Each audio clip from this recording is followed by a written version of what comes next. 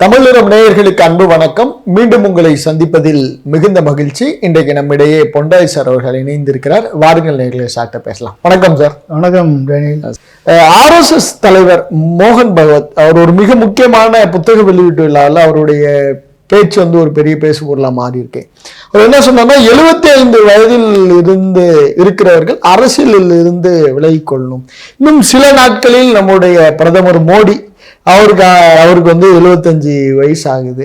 இந்த RSS உடைய இந்த பேச்சு மோடிக்கானதான் நம்ம எடுத்துக்கலாம் சார். RSS தெளிவாக வைத்திருக்கிறார்கள். 75 வயதுக்கு மேலே இருக்கக்கூடாது, பதவியில் இருக்கக்கூடாது என்ற சித்தாந்தத்தை RSS கடைபிடிக்கிறது. அதை கிரைட்டீரியா வச்சு தான் அத்வானி ஒதுக்கப்பட்டார். அத்வானி ஓகே, வயசாகி விட்டது என்று சொல்லி தான் ஒதுக்கப்பட்டார். இப்போ மோடிக்கு அது அப்ளிகபிள் ஆகும் தானே. அப்போ RSS ஒரு ஐடியாலஜிக்கல் பேஸ்ட் ஆர்கனைசேஷன். RSS சித்தாந்தத்தை முன்னெடுத்து போறக்கூடிய ஆர்கனைசேஷன். அப்போ அவங்க அதை வலியுறுத்த தானே செய்வாங்க. அப்போ மோடிக்கு செக் வச்சிருக்காரு மோகன் பகவத். அப்படிதான். ஆமா, அது உண்மைதான். 75 வயசு முடிஞ்ச உடனே மோடி பதவியிலிருந்து விலக வேண்டும் என்ற கோரிக்கை வச்சிருக்காங்க, அறிவுறுத்தி இருக்காங்க. இந்த அறிவுறுத்தல் ஏற்றுக்கொள்ளப்பட்டால் மோடி பதவி விலகுவார். மோடிக்கு வேண்டிய ஆள் இன்னொருத்தர் வருவார். மோடிக்கு வேண்டிய ஆள் வருவாரா, RSSக்கு வேண்டிய ஆள் வருவார். ஓகே.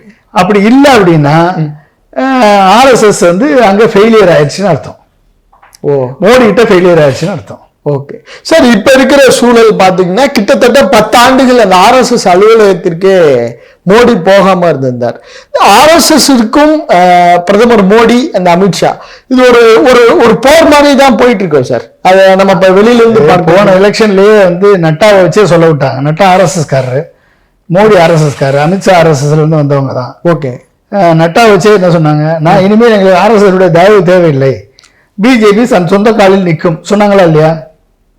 அப்பயே RSS ஒதுக்க ஆரம்பிச்சிட்டாங்க. ஏன்னா இந்த 75 வயசை கொண்டாடுவாங்க, கிரைட்டீரியாவை கொண்டாடுவாங்க. அப்போ அன்னைக்கு போய் நம்ம கான்ஃபரன்டேஷன் பண்ணக்கூடாது, இப்பயே கான்ஃபரன்டேஷன் பண்ணிடணும் அப்படின்னு அவர் கான்ஃபரன்டேஷன் ஆட்டிடியூட் வந்துட்டாங்க. அதனால மோடி இதை கேட்க மாட்டார், RSS அறிவுறுத்தலை கேட்க மாட்டாரு. மோடி இந்த ஃபுல் டைம் இருப்பார், இது ஃபுல்லா இருப்பார். அடுத்த முறையும் RSS தேவையில்லை, பிஜேபியினுடைய ஓன் ஸ்ட்ரென்த்ல இவிஎம் பின்புலத்துல மோடி திரும்பவும் பிரைம் மினிஸ்டர் ஆவார். RSS சப்போர்ட் இதுக்கு தேவையில்லை சார். ஆனா பிஜேபியினுடைய கருத்தியல் சித்தாந்தத்தை விதைத்தது இப்ப அவங்களுடைய ஒரு 100 ஆண்டு உழைப்பினுடைய விளைச்சலை தான் இன்னைக்கு பாஜக எடுத்துக்கிட்டு இருக்கு அப்படின்னு சொல்லுவாங்க. அப்படிங்கிறப்ப அவங்களுடைய சித்தாந்த புரிதல் இல்லாம மோடியால சஸ்டெயின் பண்ண முடியுமா சார்? இவர் பிரைம் மினிஸ்டர் இருக்கப்ப அவங்களுடைய சித்தாந்த புரிதல் என்ன விஷயம், எதுக்கு தேவை? அவர் கார்பரேட் இருக்காங்க, பணியா இருக்காங்க. RSS சின்ன சின்ன கோரிக்கைகளை நிறைவேற்றினா போதும். கார்பரேட் சப்போர்ட் பண்றாங்க, அவர் பிரைம் மினிஸ்டர் இருக்காரு. இவங்க சொல்றதை கேட்கணும்னு அவசியம் அவருக்கு என்ன இருக்கு? இல்ல சார், யூஸ்வலா இப்ப மோடி தொடர் வெற்றியில இருக்காரு. இப்ப நம்மால் ஒருத்தர் தொடர் வெற்றியை ரொம்ப நாளுக்கு அப்புறம் பாஜகவுக்கு கிடைச்சிருக்கு. அப்படிங்கிறப்ப அதை கொண்டாடுறது தானே ஒரு RSS மனநிலையா இருக்கும். அதையே இப்ப மோடியை டார்கெட் பண்றாங்கன்னா அதற்கு பின்னால ஏதோ ஒரு அஜெண்டா இருக்கு. பின்னால RSS சித்தாந்தத்தை முழுவதுமாக அமல்படுத்துவதை காட்டிலும் மோடி கார்பரேட் கல்ச்சர் குஜராத்திஸுக்கு தான் அவர் ரொம்ப சப்போர்ட் பண்றாருன்னு RSSக்குள்ள ஒரு மன வருத்தம் இருக்கிறது. அதனால மோடியை 75 வயசுல அவரை பதவி நீக்கம் செய்ய வேண்டும் என்ற குரல் எழும்புகிறது. இப்ப இந்த 75 வயசு அப்படின்னு சொல்றாங்களே சார், இப்ப இந்த 75 வயசை வச்சு மோடி அமித்ஷா, ஏன்னா அமித்ஷாவும் கிட்டத்தட்ட இப்ப இந்த மோடி அமித்ஷா தூக்கணும்னு நினைக்கிற RSS உடைய மனநிலை ஒரு ரீப்ளேஸ்மெண்ட்டை பார்த்துப்பாங்கல்ல. அது RSSல எத்தனை பேர்ல பட்னாவிஸ் இருக்காரு, யோகி ஆதித்யநாத் இருக்காரு, நிதின் கட்கரி இருக்காரு, இந்த மாதிரி ஏகப்பட்டவர் இருக்காங்கல்ல சார். இப்ப இந்த லிஸ்ட்ல யோகி இருக்கிறதுனால தான் யோகிக்கும் மோடி அமித்ஷா டீமுக்கும் கூட பிரச்சனைன்னு சொல்றாங்களே சார். ஆமா, மோடி அமித்ஷாவை ஈஸியா நீக்க விட்டுருவாங்களா 2 பேரும்? அப்ப எதிர்த்து வரவங்கள இவங்க அந்த அளவுக்கு அலோவ் பண்ணுவாங்களா? அதனால அது டக் ஆஃப் இருக்கத்தான் செய்யும். அது இருக்கதான் சரி சார். இப்ப இந்த ஆர்எஸ்எஸ், இந்த மோடி, அமித்ஷா, இந்த போர் வந்து இந்திய அரசியல்ல என்ன தாக்கத்தை ஏற்படுத்தும்? ஏன்னா இப்ப நீங்க சொல்ற மாதிரி இவிஎம் மற்ற இவங்க கார்பரேட்டோட ஹெல்ப்போட மோடி சஸ்டெயின் ஆவார் அப்படிங்கிற ஒரு முடிவு ஆர்எஸ்எஸ்க்கு தெரிஞ்சிச்சுன்னா ஆர்எஸ்எஸ் வேற எந்தெந்த மாதிரி எல்லாம், ஏன்னா அவங்களுடைய அந்த புரிதல்கள்லாம் அடுத்த கட்டத்தை நோக்கி நகர்த்தும்.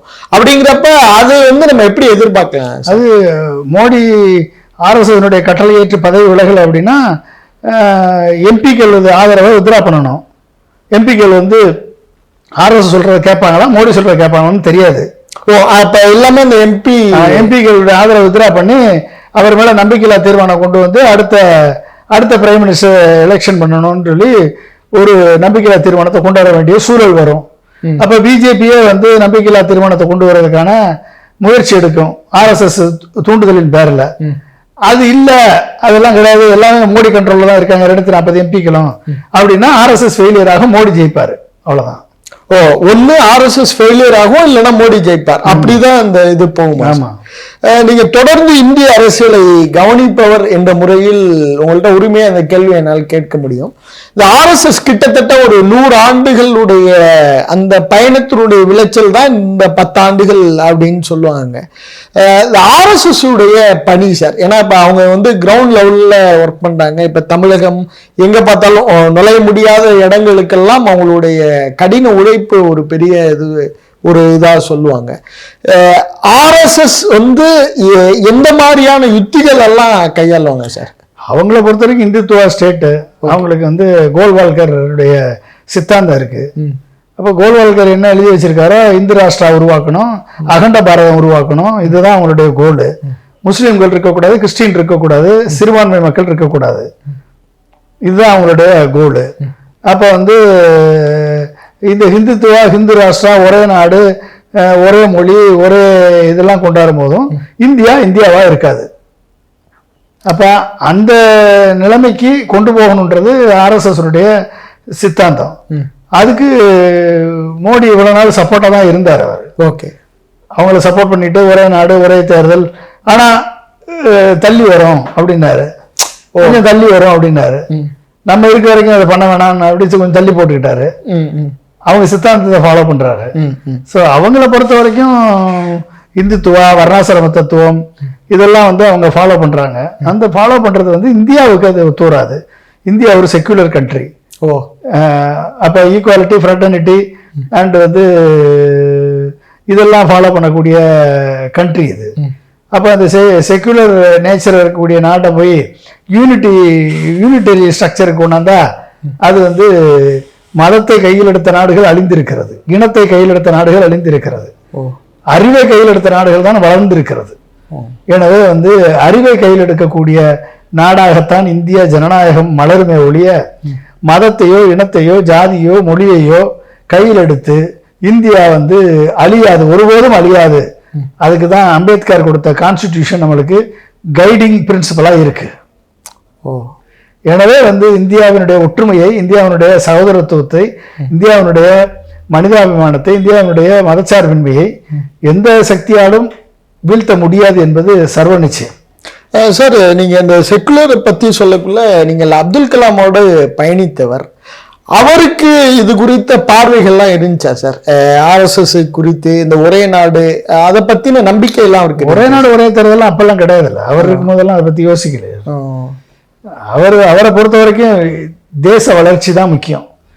Developed nation, knowledge super power, அறிவார்ந்த வல்லரசு இந்தியாவை உருவாக்க வேண்டும், பொருளாதாரத்தில் மேம்பட்ட இந்தியாவை உருவாக்க வேண்டும், அனைத்து மாநிலங்களும் ஒருங்கிணைந்து வளர்ச்சி பெற வேண்டும்.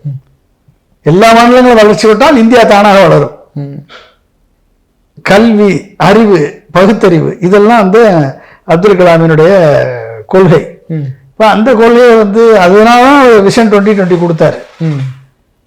அந்த விஷன் 2020 அவங்க செயல்படுத்தியிருந்தாலே இந்தியா இன்னைக்கு பொருளாதாரத்தில் வல்லரசாக மாறி இருக்கும், அறிவார்ந்த வல்லரசாக மாறி இருக்கும். எனவே வந்து அதுல இவங்க பண்ணல.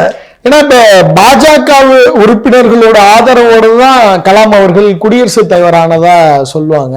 அப்ப அந்த பாஜக சித்தாந்தத்தையும் அவர் உள்வாங்கிட்டு தானே அவர் ஒரு குடியரசுத் தலைவர்.